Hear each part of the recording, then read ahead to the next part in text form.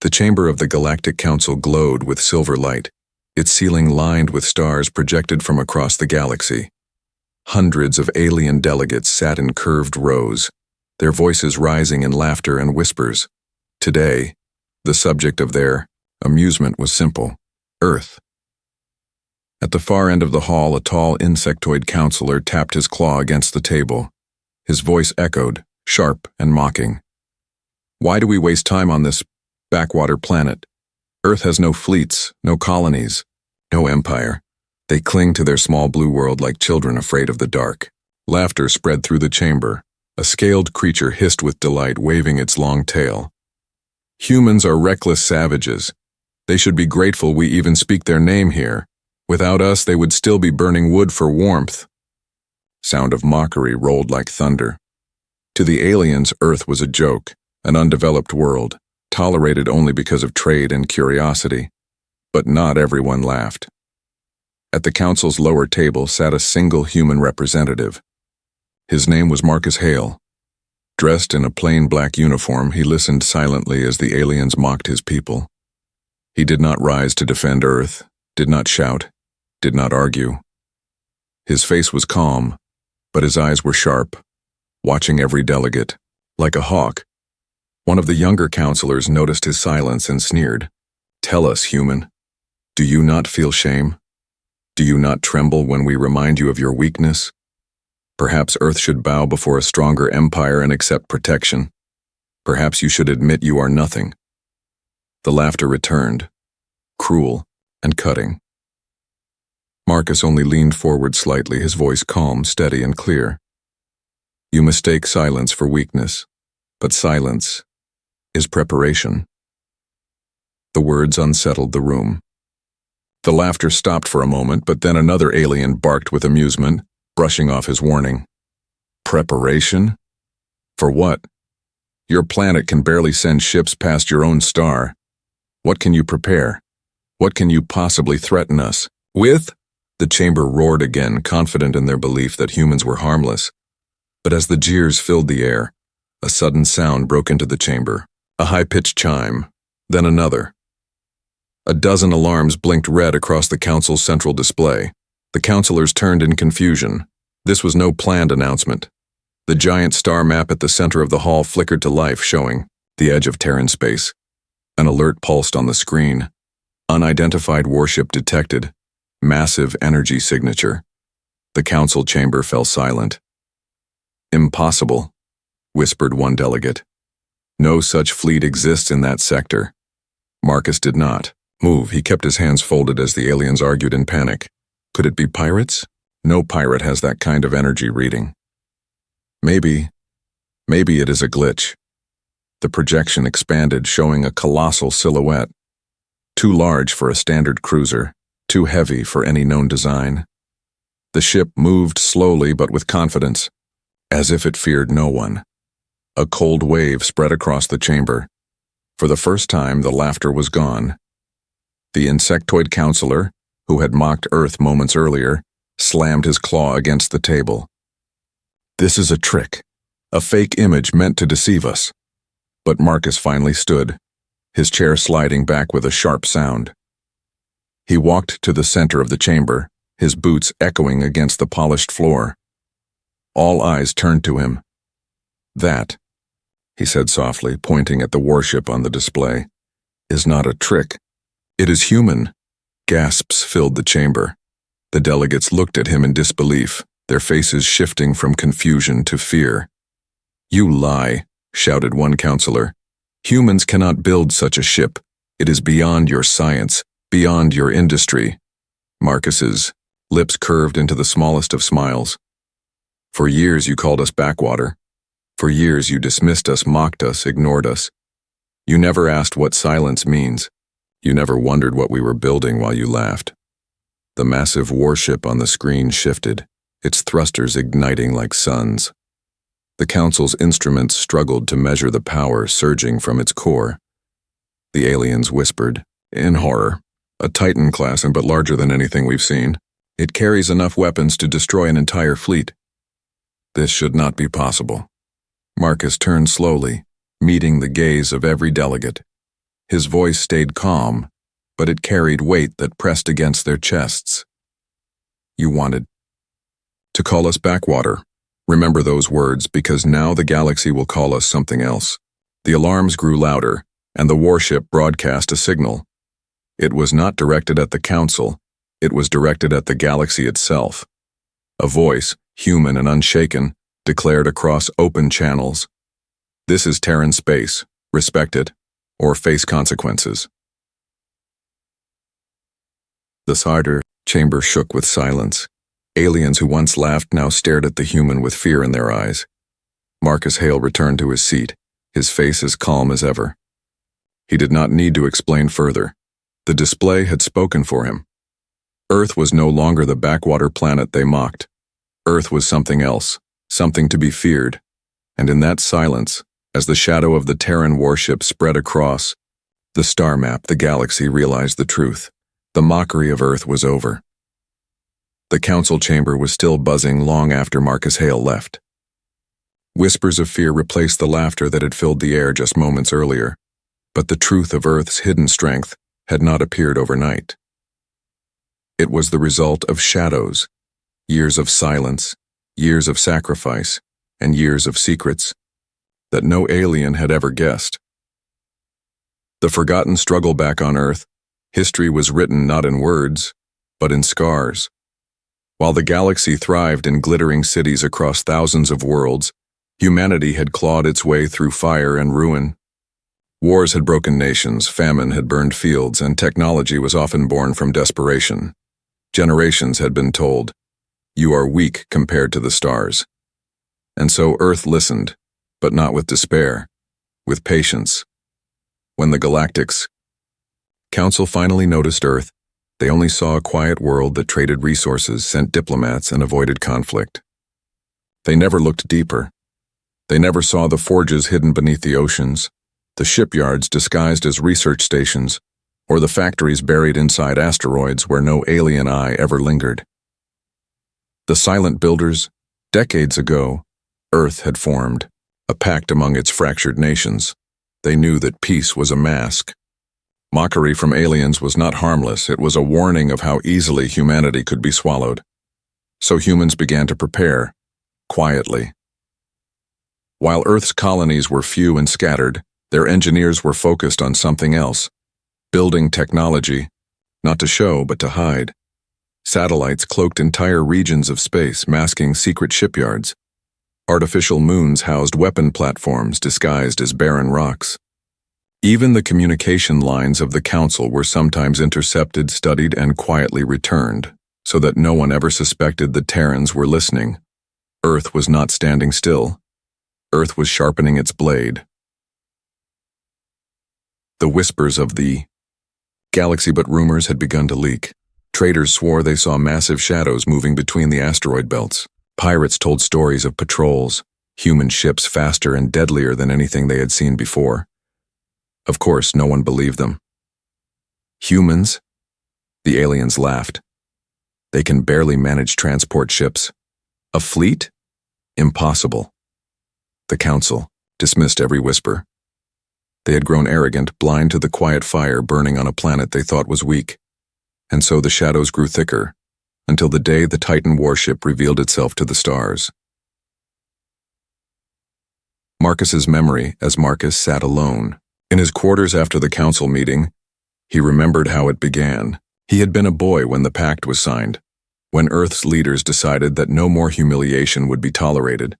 His father, an engineer, had worked in one of the hidden shipyards. Marcus could still smell the burning metal, hear the sparks, as giant hulls took shape. He remembered his father's words. "Someday the galaxy will come for us. When that day arrives, we must be ready to show them who we are." Those words burned inside Marcus every day of his life. He had watched as humanity bled resources into secret projects. He had seen whole generations sacrifice luxury for survival. Earth had lived quietly, but not weakly. And now, as the Titan ship revealed itself to the galaxy, Marcus knew his father's dream was alive.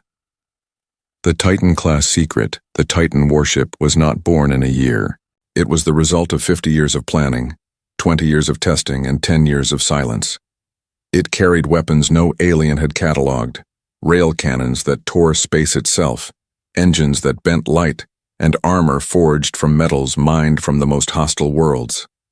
It was more than a ship. It was a message carved in steel. Earth will not bow. The Council had mocked Earth's patience, but humans understood something no other race did, what it meant to live on a death world. Hurricanes, earthquakes, volcanoes, diseases, endless wars. Earth had been a graveyard long before it was a home. The galaxy did not understand survival. Humanity had been born from it. A growing fear. While Marcus remembered, the Council debated in panic. If humans have one ship, they may have more. What if there is a fleet? Why were we blind to this? For the first time in centuries, the great powers of the galaxy felt small. Their arrogance cracked under the weight of fear, because shadows never stay hidden forever, and Earth's shadows were now stretching across the stars. The hook that night, across alien colonies, citizens whispered of the rumor. Children asked their parents if the humans were dangerous. Soldiers wondered if their fleets could stand against Terran steel. Merchants prayed that Earth's wrath would not fall on their trade lanes, and far away in the hidden docks of the asteroid belts, the shadows moved again. More ships stirred. More engines roared to life. Humanity's silence was ending. The galaxy had mocked Earth for centuries. But now the galaxy was beginning to fear. The galaxy did not wait long to test humanity. Barely a week after the Titan warship's signal spread across the stars, a powerful alien empire sent a scouting fleet toward Terran borders. Officially, they came to investigate. In truth, they came to prove the rumors false. The Zeroth Dominion was known for arrogance. Their ships had crushed dozens of smaller civilizations. Their commanders believed no species could match them. To them, humans were still the backwater weaklings they had mocked for centuries. So the Dominion sent 5 cruisers and 1 battleship into Terran space, broadcasting loudly on open channels. Earth, surrender your warship for inspection. Failure to comply will be seen as defiance against the Dominion. Their words dripped with confidence. They expected silence. They expected fear. But what they received was something else. The silent answer at, first, the Dominion ships moved easily across the border. Human patrols did not appear. No defense fleets were visible. The alien crews laughed, declaring the Titan-class sighting had been an illusion. But then, their sensors blinked. One by one, Dominion officers leaned forward, watching as their radars distorted. A strange signal jammed their systems. The stars flickered on their displays as though space itself was shifting. Then the shadow appeared. From the black void, a single massive ship emerged, larger than their battleship, with armor darker than night. Its engines pulsed like a heartbeat, steady and unstoppable. The Dominion fleet froze. This cannot be human design, whispered one officer. It's too advanced, but the human voice that followed erased all doubt. This is Terran command. You are trespassing. Leave now or be destroyed. The first strike. The Dominion commander, too proud to retreat, laughed at the transmission. Fire warning shots. Let these humans see true power. Their cruisers opened fire, beams of energy cutting across the void. Bolts of plasma streaked toward the Terran warship. The entire galaxy watched through long-range relays as the Dominion attacked. The plasma struck the Titan-class ship and vanished. Its armor rippled with energy, absorbing the blasts as if they were nothing but sparks against a mountain. Then came the human response. The Titan warship's railguns lit up, lines of blue fire carving through the darkness. One shot pierced a Dominion cruiser cleanly, splitting it in half. Another shot slammed into a second ship, tearing it apart in seconds. The Dominion fleet panicked. 5 ships had entered Terran space. Now only fragments drifted in silence. The human warship hadn't even moved. Terror. Across the stars, the battle lasted less than 3 minutes. The surviving Dominion battleship fled, broadcasting desperate signals. The message spread like wildfire through the galaxy. The Titan warship is real. Humanity is no longer weak. Across dozens of worlds, citizens watched grainy footage of the destruction. The images showed alien ships burning, debris floating, and the dark silhouette of the Terran warship standing unshaken. Merchants whispered in fear, "If humans have one, they must have more." Soldiers asked their commanders, "How do we fight something like that?" Rulers of empires sat in silence, realizing the balance of power had shifted. The backwater world they had mocked now carried the weapon of nightmares. The council's panic. In the Galactic Council, chaos erupted. Delegates shouted over one another, their voices filled with terror. They destroyed a Dominion fleet in minutes. "We must demand answers. If they can defeat the Dominion, they can defeat anyone." Some demanded sanctions against Earth. Others whispered of forming alliances with the Terrans before. It was too late. Fear spread faster than logic, and through it all Marcus Hale sat quietly just as he had before. Only now the silence was different. The aliens no longer saw it as weakness. They saw it as confidence. Finally, one counselor asked him directly, her voice trembling, "Human, how many ships like that do you possess?" Marcus did not answer. He only looked at her with steady eyes and said, "Enough." The word hit the chamber like a hammer. The hook, that single battle, that single revelation, had changed everything. The galaxy now knew Earth was not defenseless. Humanity had weapons, beyond imagination, fleets hidden in shadows, and the will to use them. The Dominion had mocked humanity. Now their ships drifted as wreckage, and the galaxy finally began to fear the truth. If one Titan warship could bring an empire to its knees, what else had humanity been hiding? The stars were no longer safe. The silence of Earth was over. The destruction of the Dominion fleet echoed across the galaxy like thunder. Every empire, every colony, every trade guild replayed the same grainy footage of a single Terran warship tearing through cruisers as if they were paper. For centuries, the galaxy had laughed at Earth. Now they whispered in fear. But fear is a dangerous seed. It grows quickly and it makes enemies act rashly. The Dominion, humiliated by their loss, declared vengeance. They promised to crush Earth and erase humanity from history. Their leaders announced the mobilization of a full-strike fleet, 30 warships supported by heavy carriers and destroyers. The galaxy held its breath. Would humanity's so-called power stand against a real armada? The invasion begins. The Dominion fleet entered Terran space with thunderous pride, broadcasting their challenge on every channel. Earth will kneel. Your warship is nothing before the might of the Dominion. They expected fear. They expected humans to hide behind their single ship. But instead, the stars lit up. From the shadows of the asteroid belts, from the hidden docks behind barren moons, Terran ships emerged one by one. First a dozen, then 2 dozen, then more. Each ship dark, silent, and heavily armed. The Dominion fleet slowed. Sensors screamed warnings. The numbers kept climbing. By the time the Terran formation was complete, more than 50 human warships stood ready.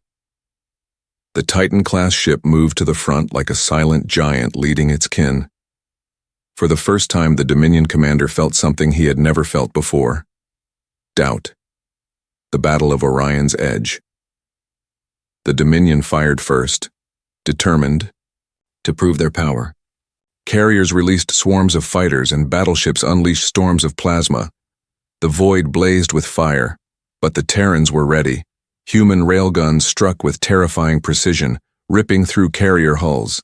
Missiles streaked across the stars, exploding with energy that bent space itself. Stealth frigates uncloaked inside the Dominion formation, tearing into their engines before vanishing again. The Titan-class warship fired once, twice, and entire Dominion destroyers ceased to exist. Within minutes, the battlefield turned from a show of dominance to a slaughter. Alien soldiers who had mocked humanity now screamed into their comms, begging for retreat. But there was no retreat. The Terran fleet pressed forward, each strike clean and merciless. The galaxy watched through, countless relays. Billions of eyes saw the impossible. Humanity not just defending but crushing an empire's finest fleet. Fear spreads on distant worlds. Alien civilians gathered in silence as the news spread. Markets shut down. Leaders held secret meetings. Priests declared omens of doom. One phrase echoed everywhere: the humans are unstoppable. Some empires scrambled to build alliances with Earth. Others plotted in fear, whispering of striking before it was too late. But no one could deny the truth anymore. The backwater world they once mocked had become the most dangerous power in the galaxy. Marcus returns. When the battle ended, the Dominion fleet was gone. Only wreckage drifted through the void. The Terran fleet had lost only 2 ships. Back in the council chamber, Marcus Hale stood once more before the delegates. No laughter greeted him this time. No sneers, no jokes, only silence. The insectoid counselor who had once mocked Earth now shook with unease. You destroyed them all. The Dominion fleet is gone.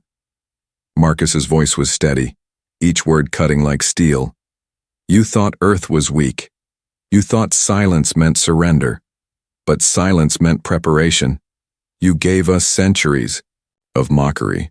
Now we give you truth. Humanity bows to no one. Some delegates lowered their heads, others avoided his gaze. Fear filled the chamber like smoke. A warning to the galaxy. Marcus turned, addressing not just the council but the galaxy itself. His words were transmitted on every open frequency. We did not choose war. But if you bring war to us, we will end it. We do not seek conquest. But if you cross into Terran space, you will not return. Behind him, screens lit up with live feeds of Terran warships standing in formation, rows upon rows, more than anyone had guessed, their shadows blotting out starlight. The message was clear. Earth was not just defending itself. Earth was ready to strike if pushed. The hook, the galaxy trembled. Old alliances cracked. Old empires feared collapse. For the first time in history, Earth had not just defended its borders, it had shown its teeth. And every alien who had once laughed now asked the same fearful question: if this is only the beginning of humanity's rise, what will the future bring? The age of mockery was gone. The age of fear had begun. The wreckage of the Dominion fleet still drifted in Terran space, silent reminders of what humanity had done. Across the galaxy, every government replayed the same images again and again. Terran warships cutting through an empire's finest fleet as if it were nothing. The galaxy had never feared Earth before. Now fear was everywhere. The Council in silence. The Galactic Council called an emergency meeting. Delegates crowded into the silver chamber, but the atmosphere was nothing like before. There was no laughter, no mockery, no jeers. The room was heavy, as if every alien could feel the shadow of Terran guns pressing down on them. Marcus Hale entered slowly, wearing the same plain black uniform. He did not need armor or symbols of rank. His very presence made the room tense. The insectoid counselor, who had once mocked Earth, leaned back, claws trembling. He did not dare speak this time. Finally, the chair of the council stood. Her scaled hands shook as she addressed Marcus. Human representative, we acknowledge the power of your people. The galaxy has underestimated Earth. What are your intentions? Her words were careful, but fear coated every syllable. Humanity's message. Marcus let the silence stretch before answering. His voice was calm, deep, and steady. Earth does not seek to rule your council. We do not seek to enslave your worlds. We seek only one thing: respect. Whispers filled the chamber. Some delegates sighed with relief. Others frowned, wondering if that was truly all humans wanted. But Marcus's eyes hardened as he continued. For centuries, you called us backwater. You treated us as children. You dismissed us as weak. That age is over. If any power dares to invade Terran space again, we will respond with finality. There will be no second chances. The words hit the chamber like thunder. No one doubted their truth. The galaxy reacts news spread within hours. Across the stars, reactions rippled. On mining colonies, workers whispered in awe. They said humans were nothing, but they destroyed the Dominion's fleet. On trading worlds, merchants trembled. If humans have this power, we must deal carefully. One wrong move, and our fleets are gone. On military planets, soldiers studied the battle footage with dread. If we face them in war, can we survive? Even a day? The galaxy's arrogance had been broken, and in its place grew a new reality. Fear of Earth's strength, shadows of more to come far from the council chamber. In secret Terran facilities, more warships were already under construction. Massive hulls rested in hidden shipyards, engines humming in silence. The Titan-class ship that had revealed itself was not alone. It was only the first. Engineers whispered of larger designs, ships capable of blotting out entire star systems. Weapons that could tear through planets. Humanity had prepared not for one battle, but for a future where the galaxy might unite against them. And if that day came, Earth would be ready.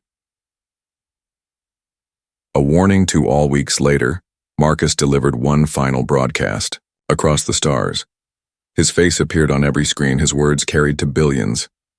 Earth will not attack first, but if you challenge us, if you mock us, if you step into Terran space uninvited, you will not return. We do not boast. We do not threaten. We promise. Behind him, live footage showed Terran fleets gathering, rows of warships filling the blackness of space, their shadows stretching across planets, their engines burning brighter than stars. The galaxy trembled. The message was clear. The new reality. The insectoid counselor who had once mocked humanity spoke quietly to his aide after the broadcast. His voice was filled with fear. We used to laugh at Earth. Now, we must pray they never laugh at us. Across empires, rulers signed new treaties. Some rushed to ally with Earth, hoping to avoid its wrath. Others plotted in secret, but none dared strike yet. For the first time in history, humanity was not the weakest. Humanity was the shadow over the stars, the final hook, and so the galaxy changed forever. Where once Earth was mocked, now Earth was respected. Where once humans were ignored, now humans were feared. The Titan warship still orbited silently, its guns never cooling, its engines glowing with quiet menace. It was more than steel.